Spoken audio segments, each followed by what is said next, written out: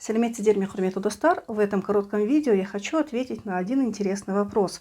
Как же правильно писать менде вместе или менде отдельно?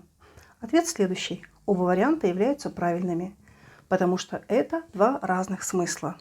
Давайте разберемся на примерах. Менде уақыт жоқ.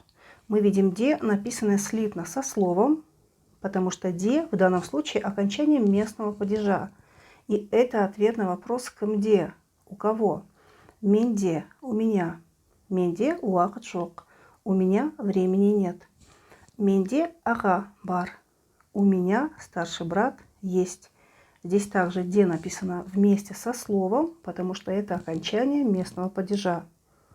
Если же вы видите, что де написано отдельно, то это сочинительный союз, который имеет перевод и.